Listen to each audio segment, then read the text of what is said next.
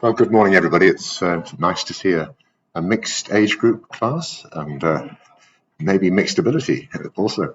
Um, it's a great opportunity to share with you some thoughts about trenchless technology. Many of our colleagues here involved in ISTT seem to think that trenchless technology began probably in the 1970s or maybe even 1986 with the foundation of our organization, but actually it goes back quite a lot further. So I'd like to introduce you to the person I think is the father of the rehabilitation business, Marcus Agrippa, who was a soldier, an architect. He was the water commissioner for Rome when he wasn't busy fighting the Germans in tribal battles throughout the first century before Christ. He was responsible for managing the water system, sewer and clean water in Rome in the period around 33 years before Christ. So he actually rebuilt the Cloaca Maxima, which was first built 600 years earlier. So that's proper rehabilitation. So, and he wasn't a bad engineer. He was a really talented individual because he built the Pantheon, which is that wonderful building in the middle of the city of Rome, which you can visit if you're a tourist. Actually, you can visit the Cloaca Maxima if you're a tourist too. It's quite possible. A little difficult to find the entrance, but it's in the old city. So, more realistically, perhaps, we got involved, all of us got involved in the 1980s with the rehabilitation. There were, to my recollection, three very, very important meetings which led to the way we think about dealing with underground infrastructure today. The Institute of Civil Engineers held a conference called Restoration of Sewage Systems in 1981, which was really the beginning of publications about the problems that we faced. The British Hydromechanics Research Association then had a big meeting at the University of Reading on planning and construction and maintenance of systems. And then we had the Institute of Public Health Engineers holding their meeting in 1985 called Trenchless Construction for Utilities.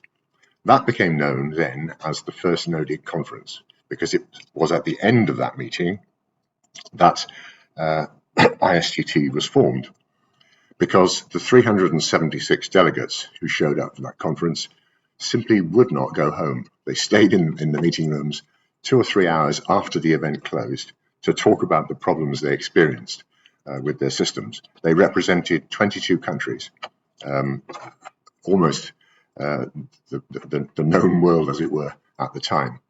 So ISTT was founded as a company limited by guarantee and as a charity, so that it could benefit from tax legislation. And since that day, we've had, and we come up to today, we've had 38 International No-Dig conferences, numerous awards issued for new technology, for innovation, etc., and a series of trenchless magazines informing us about the developments and the history and the news and all sorts of things. So lots of resource out there when you want to dig around and find out about how things work. Through the 1980s, we saw the emergence of a number of renovation methods. Some of them are really important. Cured-in-place pipe, for example, probably is responsible for 70 or 80% of the renovation going on around the world today. Cement mortar lining has been used since the 1930s and still it's morphed, it's changed into polymer spray systems nowadays. And that's an important contributor to the whole scenario. And then we have lining with different kinds of product, polyethylene, PVC, etc. And one or two systems which have lasted the test of time, but in a very limited way. And flood grouting is one of them.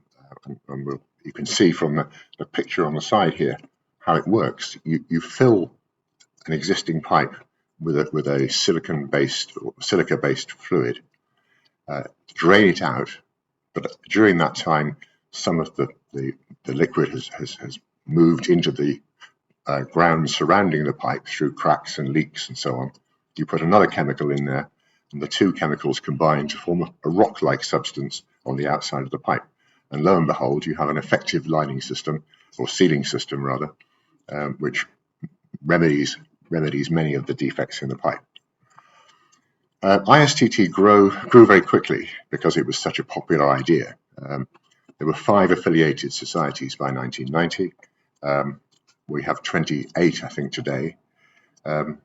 We had a number of people who pioneered the organization, and I should mention Ted Flaxman, who founded it, Michel Mermet and Rolf Bilecki, who were the early chairman, and we have Ray Sterling here, who was chairman shortly after that era. Doesn't look quite as young as he might, but we've always had a tradition of having our conferences in wonderfully interesting places. So I put a list on there, and the purpose of the list is to encourage students to get involved in the industry, because you get to travel a lot and you get to see an awful lot of interesting things. So the next one, incidentally, is going to be in Mexico, so that's a good reason for signing up right now. We've had masterclasses in various places, mainly in the English-speaking world, because that's the low-hanging fruit, the easy way to take technology out to people. And we are challenged now with how to take educational presentations into more difficult language territories and places where it will be very useful to improve the infrastructure. So I would urge students in the room to take a real interest in trenchless technology. It's a fascinating subject. Once you get involved with it, you really can't leave it go. It's at least that's been my experience. So we can split the techniques available up into the processes which are used for putting new pipes in the ground as a replacement for existing infrastructure, and these would include pipe jacking, auger boring, microtunnelling, impact molding, etc., as you see on the screen. And I'm going to just give you a quick intro to what those methods do, to give you a flavour of how we can put pipes in the ground. Pipe jacking has been used most of this century, from the early 1900s, in fact the last century, to construct pipes and ducts under railway lines. There was a huge expansion in infrastructure from the 1950s onwards as we recovered from 2 world wars, and that led to huge amounts of construction in Europe and Japan particularly, and North America. The procedure of pipe jacking is to put a shield on a cutting edge on the front of the lead pipe, and then find a way of pushing it forward, which is usually by constructing a thrust wall at the start of the pipeline, pushing against that so that the pipes can be pushed into the ground, and in the front end of the area, protected by the cutting shield. In the early days, there were men there digging the soil and moving it backwards along the pipeline as it formed. So they would dig a few meters, put a couple more pipes in, push it forward, and so on. And you could probably achieve construction of quite large diameter pipelines at a rate of perhaps 20 meters in a day.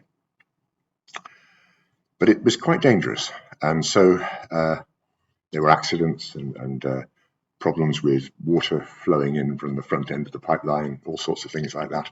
And so there was a tendency, a desire to protect workers, so the shields became more complicated, and over time we began to look at ways of using mechanical methods rather than labourers at the front end of the pipeline. So the pipes that we used were usually pipes through which you could transmit thrust forces, because you need considerable thrust forces. So they were concrete, steel, ductile iron, and so on. And typically you would install 60 to 100 meters of pipeline. As time has gone on, as the industry has developed, we've increased the length that we can push, and we've also learned how to push around corners and do all sorts of clever tricks with extraordinarily complicated equipment, and also with geotechnical devices to identify what the soil conditions might be, how they change as we go down through the work. So it's a rather good system. One of the best known methods of this microtunneling would be auger boring, and these were techniques which developed in the sort of 1940s in North America, which is the first step in mechanizing the process. So you can look for those machines. And then we have huge development in the 1960s and 70s in Japan when microtunnelling took off. Japan had a very interesting problem. At that time, 1950, immediately post-war, there was a need to put infrastructure into cities, and because only about 2% of the population were served with a sewer system. In Japan at that time, most of the sewage was taken out of the city area by trucks or trains, and so huge investment went on, and that investment drove the development of machinery to conduct this construction practice more efficiently. It didn't take very long for that idea to spread. The German industry got very much involved, the North American industry got very much involved, and so we saw machines first of all being imported from Japan and then being developed locally. So that kind of industry grew quite remarkably. Using the same things during same kinds of pipe, and also in that era, rather better quality clay pipes became available. The problem with clay pipes is that they were fired in kilns which were not very well controlled, and so they didn't have consistent strength. And if you're pushing 40 or 50 pipes in a run through the ground, having one break in the middle of the drive is catastrophic. So you have to have better quality altogether. And I think many people still believe that clay pipe isn't suitable, although it has been used quite extensively. So this is a picture of a typical microtunnelling machine, fiendishly expensive, relatively complex as a piece of engineering, and requires very specialist skills. The operator sits in a cabin, usually at ground level, has CCTV screens which are showing him the alignment of the pipe as it's going through the ground and the performance of the cutting face, etc. So it's a well automated process these days. If we go to the other end of the scale, we have the impact tools. These are really pneumatically powered hammers, which involve an air pressure driven system to punch a hole in the ground, and then a plastic pipe can be pulled in behind the hammer as it works through. Again, the techniques sort of came in the immediate post-war era in 1960s, and these days you can go to the hardware store down the road and rent an impact mold to put a pipeline across your garden or across the street outside your house, or you can hire one of the many contractors around on the market to do the work for you. Impact rams are a very popular tool and works very well. So that's at the bottom end. You can see the picture labeled impact molding. This is typically 150 millimeters in diameter. You can do a drive of 30 or 40 meters, usually across a garden or something like that. If you were going to install a pipe underneath a golf course, for example, this would be a very good way of doing it. It's not particularly steerable. It tends to go in the direction that you point the hammer, but if it hits an obstruction in the ground, it'll move sideways around it, and then you lose your alignment. So it has to be monitored very carefully. On the bigger end of the scale, we've got impact ramming, and you can see this hammer, which is working at the back end of a welded steel pipeline to be pushed underneath the railway line, and these will go up to about 3 meters in diameter, so quite a big installation. And then we come to directional drilling, which is quite a clever system.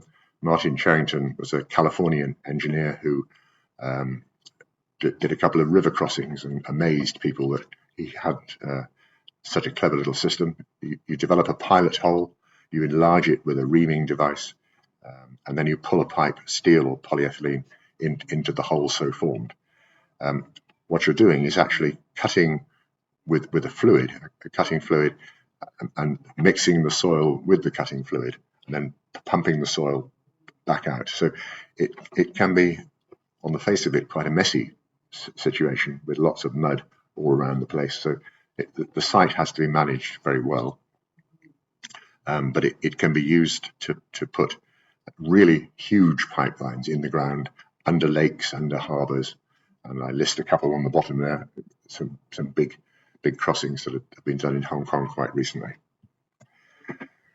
Yeah, I think probably 50 or 60% of the world's horizontal directional drilling machines are now made in China, and the early ones were not so good, but the current ones today are as good as anything that you'll find anywhere in the world. And then we have a technique called pipe bursting. These are all pretty elemental things, really. Pipe bursting is a means of recognizing that you have a problem with a pipe. So in the UK, we had a big problem in the 1970s with a couple of gas explosions from leaking pipes, which led to considerable loss of life and very horrific things, which prompted government. Today, it wouldn't happen. Our government isn't prompted by anything. But in those days, the government reacted to a national need, put a lot of money into a report, and this generated an interest in how we deal with gas pipes. So over the last 30 years, we've had a program to replace all the metal gas pipe underground in the whole country, and that will be finished, I think, in about 5 or 6 years. And so we'll be all of our gas distribution system will be polyethylene pipe instead of gas. So we'll eliminate the problem of danger with brittle pipe materials and have a new pipeline system. So there are various techniques. Some of them it's just a matter of putting an oversized, conically shaped device into a pipeline, applying a huge amount of force either by pulling it or pushing it, and that causes the brittle pipe to crack, and the fragments of the brittle pipe can then be pushed into the soil surrounding it, and you can pull a polyethylene pipe into the hole in the ground you formed and replace the pipeline. For plastic pipes, as you can see on the slide there, you have a cutting blade which serves the same purpose. It causes the pipe to be broken down into sections, which again can be left in the ground surrounding the new pipeline. Over time, these machines have got more and more sophisticated because always in trenchless technology, we're trying to get people out of the workplace.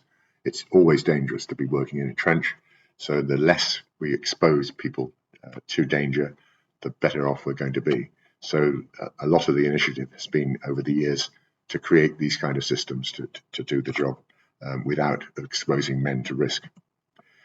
Then we move on to the lining systems. These are systems for replacing a pipe that's in the ground without actually digging it out. So the pipe is left there, but the hole in the ground is perceived as an asset.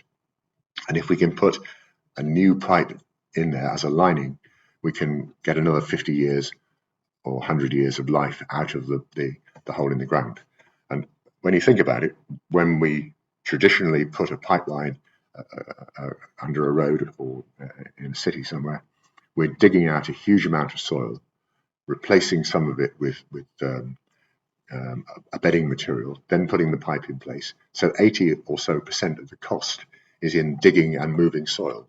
And if we can find a better way to do it, then we're getting more efficient use of our materials. And these days, we're increasingly concerned about the environment, so eliminating the need to process soils and move soils long distances using trucks and so forth is clearly to our advantage. So going through these, so we got cement mortar lining developed in the 1930s, which is a terrific story, really.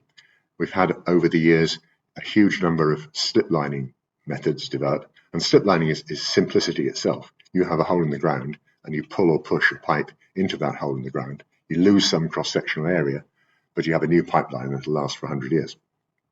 And we have cured in place pipelining, which is effectively making a pipe in that hole So we could take a fabric, impregnate it with a polymer resin, pull it in, cure the plastic pipe material to make a new pipe with minimal loss of cross-section.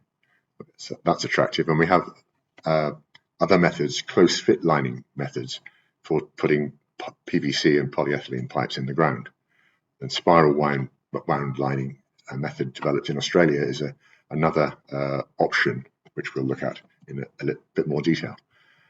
Cement mortar lining was made by, first of all, in Australia, by an English engineer who emigrated, and he found a way to create a means of spraying concrete onto the surface of existing pipes. The idea was to prevent corrosion, and over time, the sizes that he could deal with got bigger and bigger. And within a couple of years, really, Albert Perkins, an American engineer, took on the same thing. Interestingly, they approached the problem from different ends of the spectrum. The American, Mr. Perkins, developed a whole industry for fixing large diameter pipes, and Tate in Australia made a lot of money, became a member of the board of Sydney Water, and his technique was licensed to contractors all around the world. But he was addressing the problems of very small diameter pipe, 100 millimeter, typically 150 millimeter, generally water mains working in urban environments. The cement mortar lining itself has now become, I won't say unpopular, but it has been replaced with means of spraying polymers rather than cement-based materials to do the same job.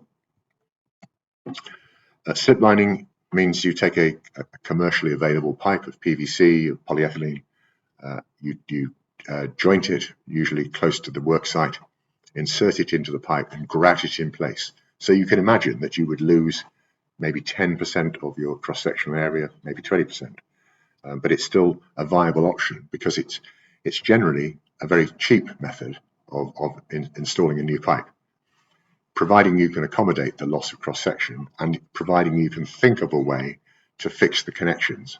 All of our existing pipelines will have connections and joints to be dealt with, and those aspects can cause problems for some of these techniques, but slip lining is a simple practice that nobody can ever tell us how much slip lining goes on, because it's this kind of thing that's done by general contractors, whereas many of our specialist trenchless techniques are being done by highly skilled companies who over the years take a great pride in keeping records of what they've done. So we can put a number on how much cured in place pipelining there is, but we can't put a number on slip lining because it's done by every contractor around the place.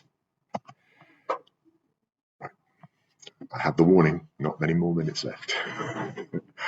I don't know whether capital punishment is applied or what, but we shall see. Cured in place lining, I have a very soft spot for. I worked in this business for 15 years. It was Eric Wood was an agricultural engineer who found a means of lining a pipe with a fabric soaked in plastic resin. Nowadays, this is done with the curing of the plastic is done with water pressure or steam or ultraviolet light. It is the most common renovation method. There's probably 15,000 kilometers installed every year. So there's a heck of a lot of it. You could count the number of times that around the world you could go with a pipeline if you looked at how much has been done over time. It's applicable to pipes from 100 millimeters up to about 3 meters in diameter. It can be made with different grades of polymer for particular applications. So you would use an epoxy for a very chemically resistant pipeline or a hot pipe. You would use glass or Kevlar reinforcement for something which is highly stressed. So there's lots of different options out there. Yeah, that's a little bit of the history of it. But the fastest growing methodology right now is the UV cured CIPP, invented in Sweden about 40 years ago, and now probably responsible for 30 or 40% of the total installed volume. So that's a great technique. This is how it looks. You can see that it's a very close-fitting lining, a very thin-walled lining, thin but very strong. You can imagine if you use glass fiber or Kevlar as a reinforcement, it will be ultra strong.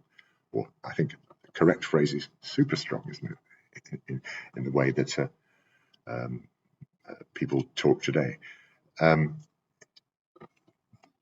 If you go around the exhibition today, later, you'll see probably 10 or so companies doing this kind of work. So do stop by and talk to them and figure out how it works, because it really is an interesting process. There was a need to fix gas pipes. I mentioned earlier that the problem we have with brittle cast iron gas pipes.